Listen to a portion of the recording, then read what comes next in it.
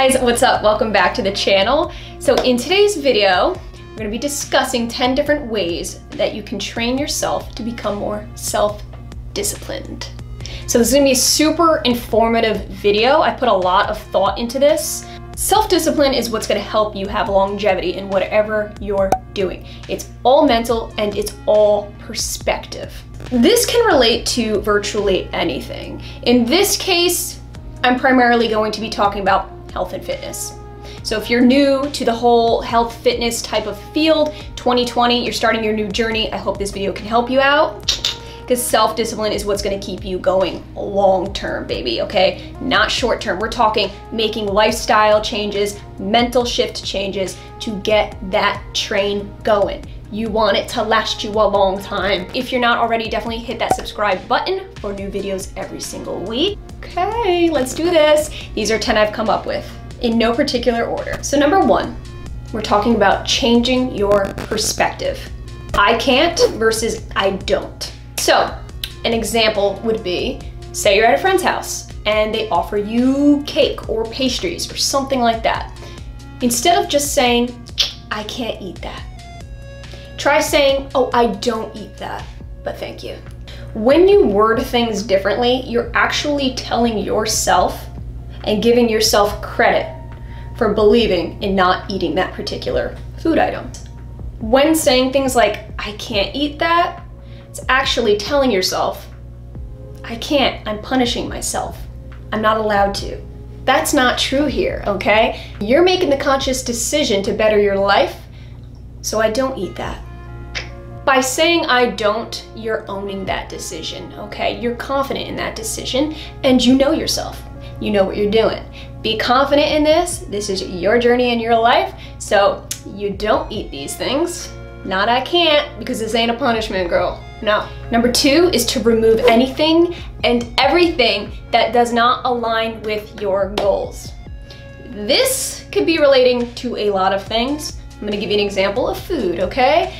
Eliminating sweets out of the house. For example, James and I, we don't buy anything that doesn't fit our health goals. By not bringing things into your life that would negatively impact your goals, it just sets you up for more of a success and gets you used to not being around that and not eating things like that. Now, this could go for anything, like I said, alcohol, cigarettes, you name it. It's just about not having those things around you to negatively influence your life.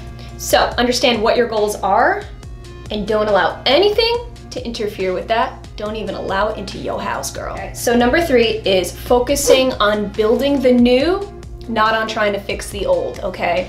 This is important because a lot of people are so used to how their lifestyle was or currently is. When trying to make that transition, they dwell too much on the past. But what a lot of people don't understand is that your past really has no influence whatsoever on your future.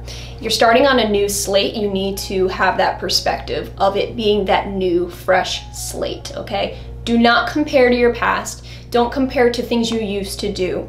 Give yourself the chance to start over. Any mistakes you may have made, anything that you're kind of disappointed in yourself in, forgive yourself and move on. You need that closure. It's healthy. If you resent yourself for anything that you've done in the past, it's only anchoring your future, okay? It's only keeping you in the past, and that's what you want to do, is move past the past and just look towards the future. You're building yourself new, fresh. Keep that perspective and you will be just fine. Okay, so number four is to shift from motivation to habit.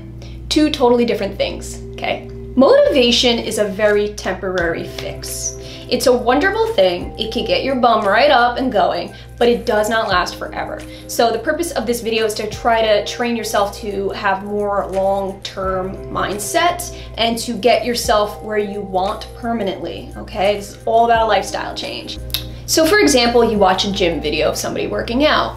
You start to get that energy from them. You get that motivation. You go, oh, I wanna look like this person, or I have similar goals in mind. I'm gonna go work out, I'm gonna do that today. That's wonderful, but that's not enough to keep you permanently going at it. You need something more than just like a visual stimulant, okay?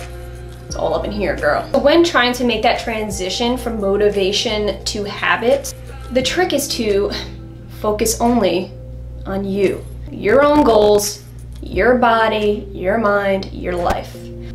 It's great to have that external motivation, but what's gonna keep it a habit, a lifestyle change, permanent, is inside of you. It has nothing to do with external anything. So, with that being said, it does take about 21 days for a practice to become a habit. So, obviously, practice. This is not something that's gonna happen overnight and all of a sudden you're just gonna be, fine and dandy and have this habit that's just wonderful and life-changing. It takes some serious practice and time to get to that point. So, nevertheless, it will always be worth it. You just gotta invest in yourself. Okay. Number 5 is probably my favorite one, okay? I'm gonna be real with you, girl. This is something I swear by. I'm very, very strict about, I guess you could say. It's switching your mindset from an emotional to a very logical mindset. So for example, somebody puts a piece of chocolate cake in front of you. Your first reaction will be emotional. It will be, oh my God, that looks good. Oh my God, I'm salivating. I'm picturing how good that must taste. That's all emotional. You're just going based off of your initial emotion. What's gonna get you past that binge, that whole giving in to those kinds of things, is gonna be your logical taking over. That's what you gotta train your brain to do, is think logically, which means looking at that piece of cake and saying, okay, well that does look good, but how will it make me feel? What will it do to my body? What negative effects will it have? And how will it deter me from completing my goals and getting to where I want to get? So it's very healthy to differentiate the two, emotional and logical, and to understand when that logic needs to take over. That is self-discipline in a nutshell. When thinking logically, for example, the cake, you're going to be understanding that you're eating for function and not taste. You gotta be really upfront and honest with yourself in these scenarios, okay? Recognize that emotional and recognize that you need to switch right over to that logic, because the logic is what's gonna get you where you need to go in life. Relying on that emotion, you're just gonna be, no. So guys, this leads me to point number 6. By saying no to that piece of cake, it is not deprivation. So do not get it twisted. Do not think you're depriving yourself. If you think that in your head that you are depriving yourself, you are going to end up giving in almost every single time, because there will not be any end in sight. So you're not depriving yourself. Believe me, deprivation is only when you're not eating at all. That's starving yourself. That's depriving your body. So if anything, you're actually depriving yourself by eating the cake, because you're depriving yourself from nutrients that you could be getting in better foods. So number 7 is to challenge yourself throughout the week, intensely. So adding in intense challenges, whether it be nutritional or exercise. So for example, eating super clean a couple days out of the week, like super strictly, or exercising intensely those few days. This is what's gonna help mix up your routine enough to keep it from becoming monotonous and boring. Whether we like to admit it or not, humans are designed for challenge. We actually thrive on challenge. Keeping that incorporated into your routine will not only help you continue going in that direction, and it's going to make your everyday routine seem a lot easier, okay? When starting any routine, you might think it's intense, especially if you're not used to it. But adding in these super intense days, these high intensity days, will make the rest of your week, your normal, healthy maintenance, not seem like such a burden. In other words, you will kind of adapt to it a lot better. What used to be a heavy-duty challenge to you will become your new norm, okay? It's gonna gradually go like a chart, like you're eventually going to get to that level where something that used to be so difficult is now your norm. Okay, so tip number 8 is to not call it a diet. No such thing. I mean, there is, but it's just like quick fixes that never last. So instead of calling it a diet, just simply call it your nutritional standards. That's what I refer to it as. A diet is something that has an end line, okay? That eventually will come to an end. You don't want that. You want this to be an ongoing, permanent lifestyle change. I know that people overuse that term diet, and it's almost like the norm. It's just what we as a culture have evolved into just constantly saying. But don't be afraid to just stand outside of that, outside of the average, the norm. It's okay, you should be proud of being able to say this. You diet when there's events coming up, okay? You diet for a wedding or a vacation, you know, just temporary little fixes. But what happens when those days are over? Nutritional standards are a guideline, a permanent guideline that you must meet every single day in your life. That's what makes it a standard, okay? Keeping that standard in mind as something that defines you in your lifestyle is what's gonna keep you believing in it, and it's what's gonna keep you from falling off, okay? This is all about permanent. Okay, number 9 is to think long-term versus short-term. So do not get it twisted. You should be thinking both, okay? You should have short-term goals, absolutely, because that's what's going to help you right here, right now, every day to slowly get to those long-term goals. Long-term meaning things like how you see yourself as you age, all right? Thinking long-term in that sense. Not thinking about how long it's gonna take you to drop X amount of weight. Get that out of your head. Don't think like that, all right? That's gonna discourage you. Think long-term as in 5-10 years from now, I will potentially be seeing doctors less. I will be feeling 10 times better. Things like that. Yeah, that's a long-term investing idea.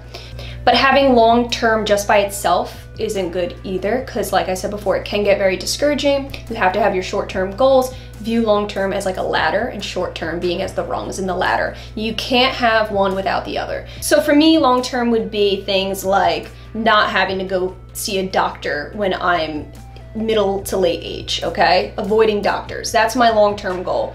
But short-term goal for me would be like eating clean, going to the gym and exercising every single day. These are short-term goals that inevitably turn into long-term. So gotta have both. Okay, last but not least, number 10 is just so freaking straightforward right here, right now, but this is how I'm gonna wrap it up. Giving yourself time. Patience is a virtue. We all know that. You gotta give yourself the much needed, respectful time. Things take time, great things especially. So, investing in yourself isn't a one and done. It is a long-term, time-invested thing. So once you learn pretty much how to change and shift your mindset, change your perspective on health, fitness, wellness, that is the beginning of changing your entire life. And the only thing that's gonna allow you to do that is time. Those were my 10 tips on how to become self-disciplined. You wanna chase that healthy lifestyle, it needs to be the stamp on the envelope. You need to put that stamp, you need to get self-disciplined. There's just no other way around it. Understand that it is not easy to become self-disciplined, okay? But if there's a will, there's a way. Remember that the body will not go where the mind does not allow it to go.